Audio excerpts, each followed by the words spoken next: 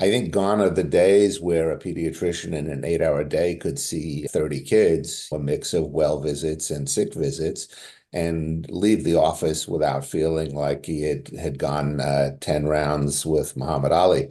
I think now if you see 20 to 25 kids in the office, it is a full, exhausting day of work.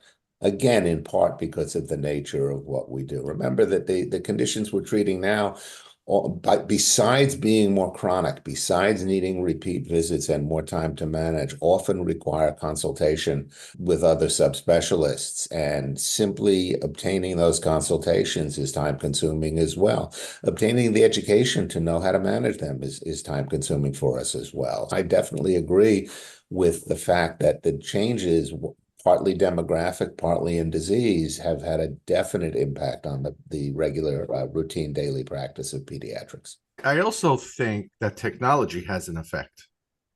All right.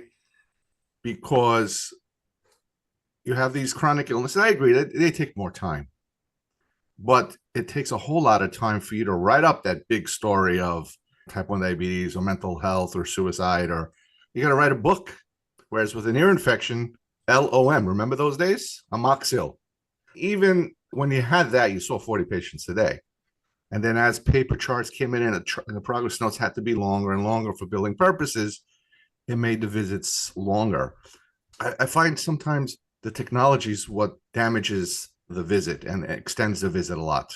If we could only Yeah, get the visit shortened by getting rid of the technology, that's a wonderful thing. I think that's absolutely true. I think the technology has a place, and our documentation is certainly better than it used to be. I still occasionally see an old chart that's like you discussed with the cryptic LOM amoxil, and that's a terrible way to practice medicine. That doesn't serve anybody well. It doesn't serve the child well, and it doesn't serve the pediatrician well, should there be an adverse outcome. So it's important that we document better.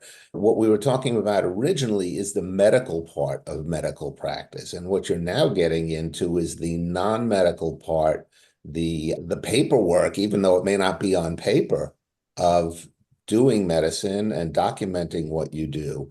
And that has been laid over on top of the medical part, I Right. think, to the detriment of certainly pediatricians, probably in large part to the detriment of patients as well, who find that they're dealing with a physician who's more distracted by the technology.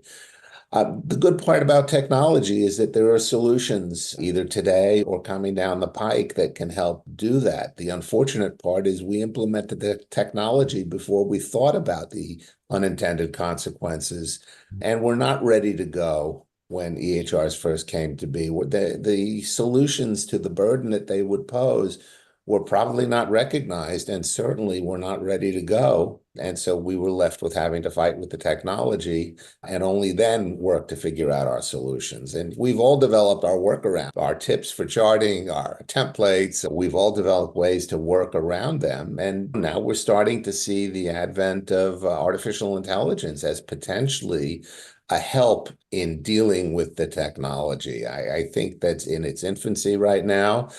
Infancy is always good for us to talk about in pediatrics, but the use of AI in helping us to manage the technology is something that we may see help to relieve the burden. But again, there's always unintended consequences, and I think we do a terrible job of recognizing what those might be and anticipating them and responding before they become a problem. What is your experience with AI scribing and things like But we're that? going to get back on topic, George. Okay. I'm only going to comment on one thing that Jess said, and it's they knew the unintended consequences because no one has to pay you to go get a smartphone. It's in people easily adopted, people want it. And they had to pay physicians, I can't remember, it was like $20 billion overall to put these computer systems in their office. And it was because no one wanted them because they weren't ready. And so they knew they just wanted this. And they put it in front of us and they gave us a carrot and a stick, and the stick was pretty strong.